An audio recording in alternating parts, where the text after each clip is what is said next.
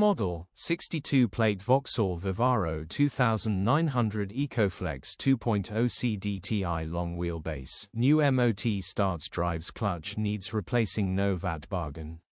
Body, white, panel van. Mileage, 127088. MOT, the 18th of April 2025. Engine, 1995 CCM9R, 115 bhp, Euro 5A.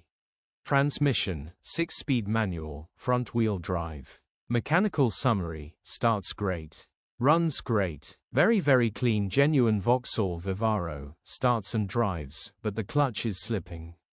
The gearbox is perfect. No crunching or whining, straightforward clutch replacement job. Somebody will get a bargain, grin. Condition summary, bodywork is indecent, average condition reflects the age and mileage of the vehicle. Interior is indecent, average condition still more than comfortable. Rear load area is indecent.